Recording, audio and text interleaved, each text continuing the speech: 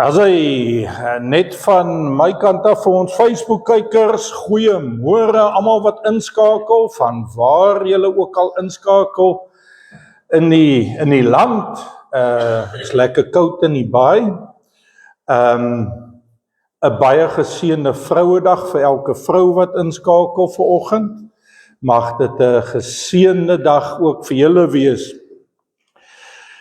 Dis hy, so kom ons begin. En volgende wil ek sommer so met die deur in die huis inval en vir ons begin lees Matteus 24 vanaf vers 3. Die wat wil saam blaai, julle kan blaai daarna Matteus 24 vers 3 toe. Nou Matteus 24 is en 25 is die profetiese rede. Jesus is in hy woord en hy profeteer oor die eindtyd en dit wat gaan gebeur in die laaste dae en in die tyd wat hy weg is. So, vanaf vers 3, terwyl Jesus op die Olyfberg gesit het die disippels na hom gekom en hom eenkant gevra. Sê vir ons, het hulle gevra, wanneer sal hierdie dinge plaasvind? En wat is die tekens van u koms en van die volëinding van die tyd? Jesus het hulle geantwoord en hierdie stukkie moet julle baie mooi verstaan, hierdie antwoord wat Jesus gee vir hulle. Die eerste ding wat hy sê is, pas op dat niemand julle mislei nie. Hy praat nie oor die eindtyd en wanneer dit gaan gebeur en al hy dinge nie. Sy eerste woorde aan hulle is pas op dat niemand julle mislei nie. Hy sê, want baie mense sal in my naam na vore tree en sê, ek is die Christus, en hulle sal baie mense mislei. Julle sal hoor van oorloë en gerugte van oorloë. Pas op. Moenie verskrik raak nie, want hierdie dinge moet gebeur. Maar dit is nog nie die einde nie. Een nasie sal immers teen 'n ander nasie optrek en een koninkryk teen 'n ander koninkryk en daar sal hongersnood wees en aardbewings op een plek na die ander. Al hierdie dinge is die begin van die geboortepyne. Nou vandag is nou Vrouedag en hierdie metafoor of hierdie vergelyking wat die Here hier maak met daai stelling sal julle nou beter verstaan. Ag ek verstaan dit ook, ek sal 2 keer radeer. Jy sien, as die geboortepyne begin, dan raak dit erger en die pyne raak erger en die kontraksies raak erger en die tussenposes tussenin raak erger, nader aan mekaar en so raak dit erger en erger tot die baba gebore is. Die kontraksies begin en die pyne begin en dan raak dit 'n bietjie erger en dan gee jy jou so 'n week skiet dat jy nou net eers rustig raak en dan begin dit weer en dan gee jy jou weer so. Nee, dit werk nie so nie. As dit begin, kan dit net erger raak totdat die einde aanbreek. Alles wat Jesus hier verduidelik, kan nie beter raak. Dit kan net erger raak. Dan sal julle oorlewer om verdruk te word en julle doodmaak en julle sal deur al die nasies gehaat word ter wille van my naam.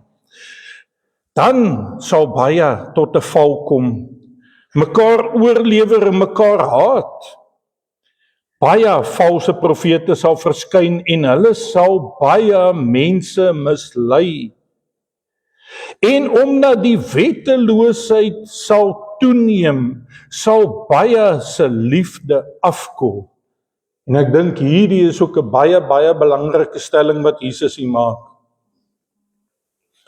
Ek dink elkeen van ons, as ons net rondom ons kyk, sien die wetteloosheid.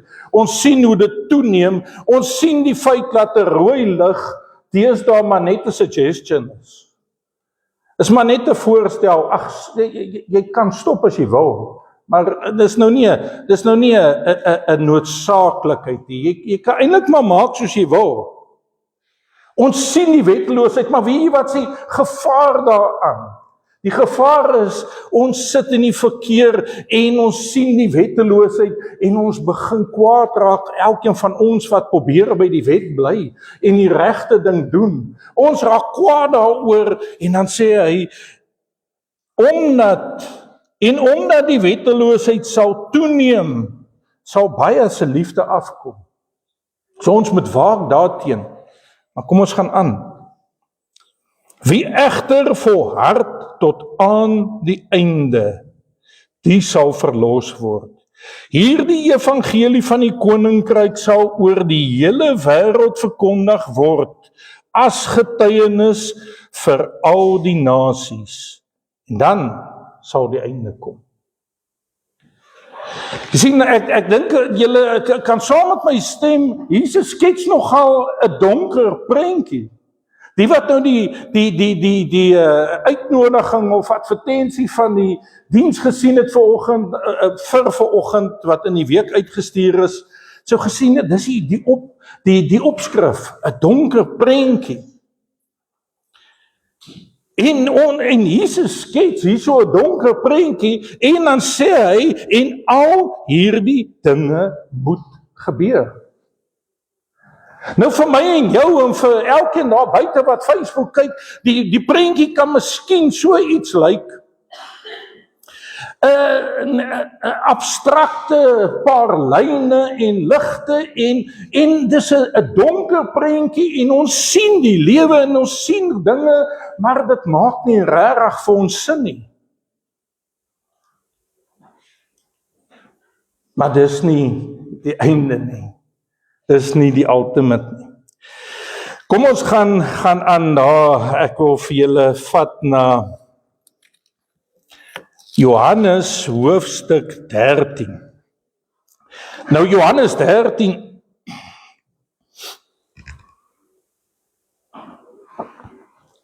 ekskuus tog julle. Johannes 13, 14, 15, 16 is Jesus se laaste lering aan sy disippels, daai laaste week daar in Jerusalem. Seker 4 van die mooiste hoofstukke in ons Bybel, gaan lees dit gereeld sommer. Maar Johannes 13 is die gedeelte waar Jesus besig is om die disippels se voete te was. Hy gee hulle lering daar in die boefretrek en hy sê vir hulle, my verraaier sit hier onder julle. Hy begin reguit met hulle praat, hy sê ek gaan moet ly en ek gaan weggaan. Al my dinge. En hulle sit met 'n halwe verbasing en dan sê Jesus hierdie woorde in vers 19. Ek sê dit nou reeds vir julle voor dit gebeur, sodat julle wanneer dit gebeur kan glo dat ek is. En julle moet hierdie stukkie nou mooi, julle moet mooi verstaan wat daar staan. Jesus sê, ek sê al die dinge vir julle, sodat wanneer dit gebeur, julle kan glo ek is, het dit vir jou gesê.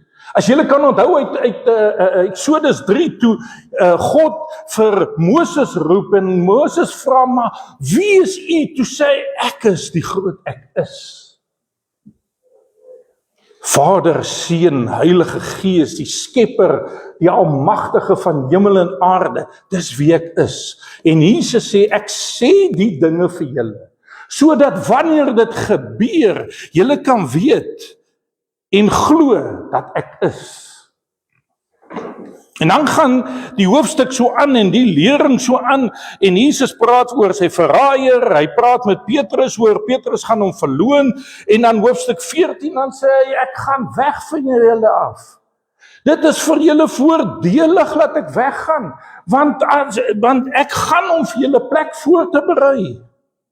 In die huis van my Vader is baie wonings en dan kom ek weer om julle te kom haal. En so gaan vers 4, hoofstuk 14 aan. Hy vertel hulle van die trooster wat gaan kom. Hy sê, ek gaan julle nie wees agterlaat nie. Die trooster gaan kom. Dan wil ek lees hoofstuk 14 vers 27. Hy sê maar, vrede laat ek julle na. My vrede gee ek aan julle. Jy moet verstaan wat daar staan. Jesus sê, al die dinge gaan gebeur. Net soos ek sê, so gaan dit gebeur. Maar weet dat julle in my vrede het. Vers 29, Johannes 14 vers 29. Ekskuus. En nou het ek dit vir julle gesê, voordat dit gebeur, sodat julle, wanneer dit gebeur, kan glo. Jy sien, dieselfde prentjie, so speel dit af. So gaan hy aan, hoofstuk 15 begin met die ware wingerdstok. Hy gaan oor na die liefde toe. En dan hoofstuk 16 verduidelik Jesus van hulle van die werking van die Heilige Gees. Hy sal kom en hy sal hulle oortuig van sonde, van geregtigheid en van die oordeel. Die Gees van die waarheid sal hulle lei in die hele waarheid. En dan lees ons die laaste gedeelte van hoofstuk 16. Die oorwinning oor die wêreld is die opskrif. Vers 32, gaan sê, kyk, daar kom 'n uur, en dit het reeds aangebreek, dat julle uitmekaar gejaag sal word, elkeen na sy eie huis, en my alleen sal agterlaat. Ek is egter nie alleen nie, omdat die Vader by my is. Nou vers 33. En vers 33 is ons teksvers vir vandag. Hierdie vers het die kruts van die hele boodskap in. Dit het ek vir julle gesê, sodat julle in my vrede mag vind. In die wêreld ervaar julle swaar kry, maar hou vas, hou moed. Ek het reeds die wêreld oorwin. Party vertaling sê, maar hou moed, ander sê, skep moed, die engel sê, take heart. Jy sien, Jesus sê vir hulle, nes hy voorspel het in Matteus 24 met die profetiese rede, daar sal swaar tye wees. Dit sal net so gebeur. Julle sal nie daarvan ontsnap nie. Dit is wat dit is. Dit is hoe hierdie lewe gaan uitspeel. Maar, vrede laat ek julle na, my vrede gee ek vir julle, en ek sê dit nou vir julle, sodat julle in my vrede mag vind. In die wêreld sal julle swaar kry ervaar, maar skep moed, hou moed, ek het hierdie wêreld reeds oorwin. Nou wat beteken dit ek het hierdie wêreld reeds oorwin? Jy sien, dit is veral vir die ateïste,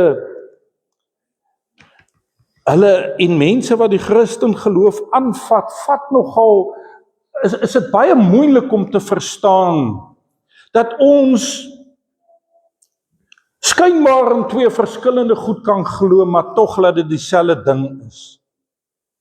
Ja, ek weet, dit klink snaaks, gee my 'n oomblik.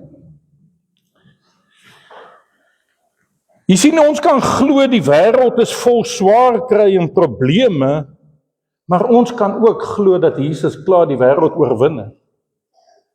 Ons leef tog in hierdie wêreld vol swaar kry en probleme, maar ons belydenis as Christen is, ek het vrede in Jesus Christus gevind, en hy het hierdie wêreld oorwin. Maak dit dat daar minder swaar kry in die wêreld is? Nee. Dit maak dat ek anders daarna kyk. Jy sien, ons as Christene kan glo God is soewerein en hy bestuur die wêreld en die tyd en dat hy reeds in ons môre is. Maar ons kan ook glo dat elkeen van ons 'n vrye wil het. 'n vrye keuse om te maak wat ons doen. En hierdie stelling kan die ateïs nie klop nie. Die een wat God nie ken nie, kan dit nie verstaan nie. Dat 'n mens, 'n skepsel van God, 'n vrye keuse het om te maak soos hy goed dink. Daar staan ergens 'n man met 'n gun met sy vinger op 'n sneller wat 'n keuse maak om die sneller te trek. Daar's ergens 'n man wat 'n vliegtuig hijack en in 'n gebou vasvlieg. En dan is almal se vraag, maar waar is God in dit alles? Jy sien, God is in die vrede wat sy kinders rondom dit het. Nie in die daad wat die mens doen nie. Ons het almal 'n vrye keuse. Ons kan glo chaos is oral in die wêreld. En ons kan ook glo God is in beheer en hy is almagtig. Het klink na twee skyn, maar dit is skynlik heeltemal verskillende goed. Op die oor af klink dit of dit teenoor mekaar staan, maar dit doen nie. Dit doen nie.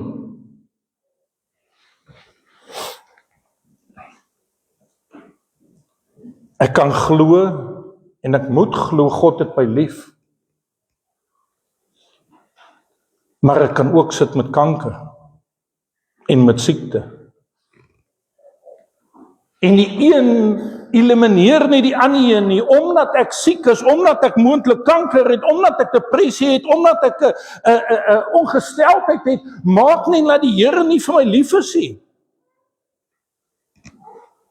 En met hierdie ene wil ek teruggaan na Matteus 24 toe, Jesus se eerste stelling, pas op dat julle nie mislei word nie. Want ek het dit al baie gesê, wie die grootste gevaar vir die kerk is nie 'n platante leuen nie. Die grootste gevaar vir die kerk is 'n verdraaiing van die ware. En dit is wat baie voorspoedsteoloë doen, voorspoedspredikers. Ja, maar Jesus het die wêreld oorwin, hy het sonde oorwin, hy het die siekte oorwin, en jy moet net vas staan en glo, as jy bid en die siekte bestraf, dan sal dit van jou af weggaan, en as jy dit nie reg kry nie, dan beteken dit jou gebed is nie goed genoeg nie, of jou geloof is nie sterk genoeg nie. Snert. Jy sien, God het my lief, al het ek 'n siekte. En God genees nie almal. Almal word nie genees. En ek kan vir julle vinnig 3 voorbeelde gee uit die Bybel uit. Die eerste een wat ek wil is 2 Timoteus 4. Die laaste gedeelte van 2 Timoteus skryf Paulus aan Timoteus. Hy sit in Rome in die tronk, in sy huurhuis. En dan skryf hy vir Timoteus. Hy sê, Timoteus, almal is van my af weg, net Lukas is oor. Van hulle het ek gestuur in 'n bedieningsrigting, en een het die geloof verlaat en het die wêreld lief gekry. Hy sê, Timoteus, kom na my toe so gou as moontlik. Probeer om voor die winter te kom. As jy kom, bring vir Markus saam, en hy kleed wat ek aan Troas agtergelaat het, gaan haal vir my hy kleed en bring hom ook saam. Ekskuus. En Trofimus, ek het hom siek agtergelaat in Melite. Gaan haal hom. Nou die Paulus, dieselfde Paulus wat toe hy dank gepreek het en die jongman val van die eerste verdieping af uit die venster uit en hy's dood. Dieselfde Paulus wat oor hom gaan bid het, laat die gees in hom terugkom en hy lewendig raak. Dieselfde Paulus wat hulle van sy klere gevat het en op siekes gelê het om gesond te raak. Dieselfde Paulus wat al vir baie mense gebid het om gesond te raak en hulle wel het, sê hy moes vir Trofimus in Melite agterlaat, want hy was siek. So het Paulus nie vir hom gebid nie. Of was sy geloof op daai oomblik nie sterk genoeg nie? Of het hy miskien nie gelowig genoeg gebid nie? Nee. Daar was 'n ander plan. 'n Plan wat ons baie keer nooit weet hoekom nie. Ons weet nie wat het Trofimus in Melite gedoen in hy tydperk na sy siekte nie. 2 Korintiërs 12, wat Paulus sê van die doring in sy vlees, hy sê, ek het hierdie doring in my vlees, dis soos 'n engel van Satan wat my met die vuis slaan elke dag. Ek het die Here 3 keer gevra om dit van my weg te vat, en hy het gesê, nee, my genade is vir jou genoeg. Beteken dit nou, die Here het Paulus se liefie? Nee, die Here het 'n ander plan. Of daai doring in sy vlees 'n geestesiekte of 'n fisiese siekte was, maak nie saak nie. Die Here het 'n ander plan.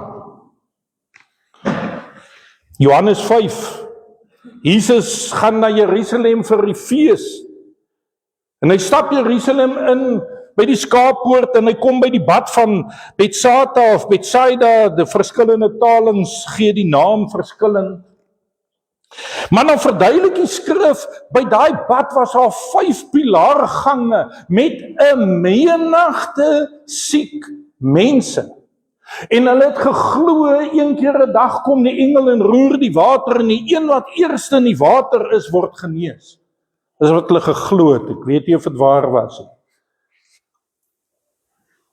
Jesus stap by daai bad in, by daai 5 pilaargange, en hy kom daar, en hy stap na een persoon toe. Die ou wat die langste al lê, 38 jaar, en hy sê vir hom, wil jy gesond word? Hy sê, meneer, ek het niemand om my in die bad te sit. Hy sê, dis nie wat ek jou vra nie, ek vra wil jy genees word? Hy sê, ja, sê, vat jou bed op, en loop. En hulle ontmoet mekaar weer by die tempel.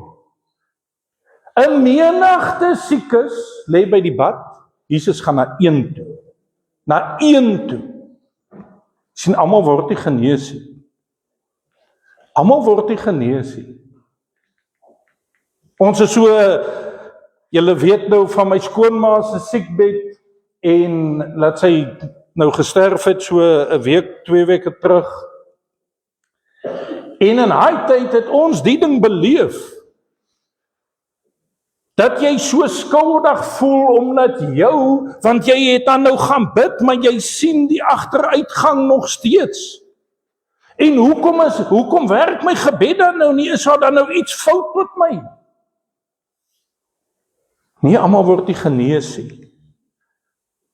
Glo ek God kan genees? Natuurlik, in 'n oogwink kan hy genees. Glo ek God is magtig om enigiets te kan doen? Ja, definitief, in 'n oogwink kan hy dit doen. Jy sien, maar ons kan glo dat al ons gebede nie altyd bewaar word soos ons dit wil hê nie. Maar ons kan ook glo, God is almagtig genoeg om dit wel te kan doen, en dat hy elke gebed aanhoor. Skynlik 2 goed wat opposit van mekaar staan en teenoor mekaar staan, maar dit is nie so nie. Ons kan glo dat God goed is, maar ons kan ook glo dat ons in 'n gebroke, verdorwe wêreld bly, en deel is van hierdie wêreld wat nie goed is nie. Jy sien, daarom kan ons nie ons vrede in enige iets van hierdie wêreld vind, maar net in Jesus Christus alleen. Net in Jesus Christus alleen. Jesus het immers nie gesê,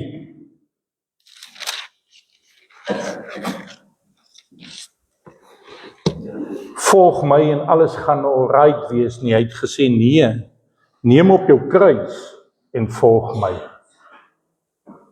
Dis die 3de week wat ons This Little Light of Mine sing. Jy sien, ons het 'n lig om te laat skyn in hierdie donker wêreld. Ons het 'n lig om te laat skyn. Ons het gepreek oor die tafel wat die Here vir ons voorberei voor die oë van ons vyande. Ons het gepreek hoe ons daarso voor ons vyande, hoe hy ons hoof vet maak met olie en ons beker loop oor.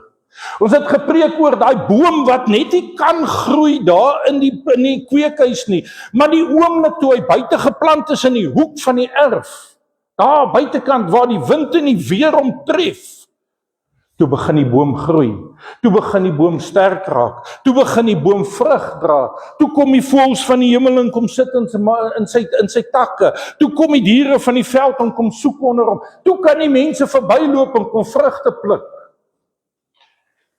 Maar hy moes eers deur die winter gaan en deur die seisoene gaan en deur die swaar kry gaan van die storm en deur die ys gaan en deur die begloeiende son gaan en deur die brand gaan, die veldbrand wat deur.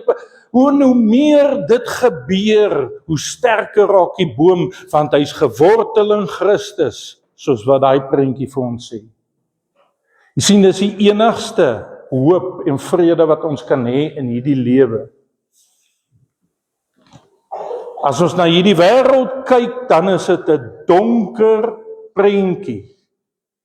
Ek wil gou vir julle lees daar in Matteus 13. Dis die stukkie van Jesus wat op die water loop, wat ek 2 weke terug of so ook oor gepraat het met Petrus, en die wind is teen hulle en die storm woed op die see en die boot raak vol water en hulle is vreesbevange en hulle is bang, hulle voel hulle gaan vergaan. En dan kom Jesus op die water aangeloop en sy eerste woorde aan hulle is: hou moed, dit is ek, moenie langer bang wees nie. Jy sien, maak nie saak of ons in die storm is, of ons in 'n gebroke wêreld is, of ons waar is en in watter situasie ons bevind nie. Ons troos, ons vrede kan net gebeur in Jesus Christus. Dit is 'n donker prentjie wat Jesus skets, daar sou hy. Maar as ons net ons fokus 'n bietjie reg kry, as ons net die fokus so 'n bietjie draai, die volgende ene, dan sien ons maak nie saak hoe donker die prentjie is nie. Met Jesus in die prentjie sal hy altyd beter lyk. Niks van die agtergrond het verander nie, niks nie. As ons fokus op Jesus is, sal die prentjie altyd vir ons baie goed lyk. Dit verander niks aan die wêreld wat ons in leef nie. Niks. Jy sien, as ons vrede in hierdie wêreld vind, dan val hierdie wêreld baie vinnig uitmekaar uit vir ons. En ons het niks om aan vas te hou nie. Toe Satan by die Here kom en sê, kyk, u knegg Job, al hoekom hy dien is omdat dit so goed gaan met hom. En die Here sê, Job is 'n man met 'n rein hart, hy's 'n geregtige man. Nou kan ek alles wegvat van hom af, ja, go vir dit. Maar Job vind sy vrede in die Here en nie in sy omstandighede nie. En hy sit daar en hy kan sê, wel as ek al die goed van God gevat het, dan moet ek seker die sleg daarmee saamvat.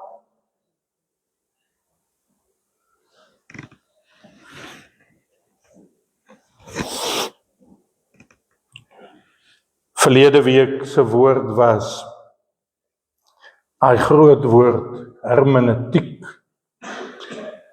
En die stelling was, die plaaslike gemeente, ek en jy is die hermeneutiek van die evangelie. Ons dra die evangelie uit. This little light of mine, I'm gonna let it shine.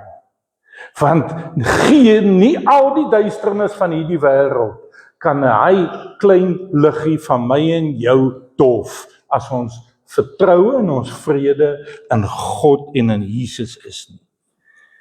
Matteus 24, hy laaste gedeelte. Hierdie evangelie van die koninkryk sal oor die hele wêreld verkondig word as getuienis vir al die nasies. En dis my en jou taak. Dis ons taak wat gewortel is in Christus. En al vat daai boom hoeveel storms, vrugte moet ons vrug dra. Vrug wat by die bekering pas. Goeie vrugte, want 'n goeie boom kan nie slegte vrugte dra nie, sê die skrif vir ons Matteus 7. En dan kan ons sê, ons vrede is in Jesus Christus. Ons kyk nie na die donker van daai beeld vir rondom hom nie. Nee, ons fokus en Jesus raak meer en meer in ons. Die volgende een sien, en so raak Jesus meer en meer in die prentjie, hoe meer ons fokus op die vrede wat ons in hom het. Amen. Ag Here, dankie my God, ja, dat ons kan weet, U gee vir ons vrede. Here, ja, is 'n donker prentjie wat geskets is daar in Matteus 24, maar Here, dit moet gebeur, en dit gaan gebeur, en ons is deel daarvan, en Here, elke mens is maar deel daarvan al deur baie eeue. Here, maar soos U maak hy vergelyking van die geboortepyne, so weet ons sal dit ook net erger raak. Die wetteloosheid sal meer raak, die aardbewing sal meer raak, die vloede sal meer raak, Satan se kloue in die wêreld, en elkeen wat dit kies sal meer raak. Maar Here, U vrede laat U vir ons na, en U sê, ek het dit juis vir julle gesê, sodat julle kan weet, ek is, het dit vir julle gesê, sodat julle kan glo in my en glo my Vader, sodat julle vrede in my kan kry, ten spyte van die swaar kry. Skep moed, my kinders. Dankie Here vir daai woord. Dankie dat ons kan weet in U staan ons vas. En in U, Here, alles het die prentjie, al lyk die wêreld daar buite vir ons hoe donker, bly die prentjie vir ons in fokus. Die prentjie sal altyd vir ons in fokus bly, want ons fokus is op U. En nie op daai donker wêreld. Here, kom help ons, laat die liefde in ons nie minder raak as gevolg van die wetteloosheid wat meer raak. Here, kom help ons, laat ons by die gesonde leer hou, en laat ons nie mislei word nie. Heilige Gees, dis hoekom U hier is, om ons te versterk van binne af, en ek eer U daarvoor, en ek dank U, my Here. Seën ons so in hierdie week verder. Here, seën die vrouens vandag en Here, ja, seën ons, Here, met daai vrede wat net van U is. En ons dankie, my God, vir dit alles. In Jesus naam bid ons dit.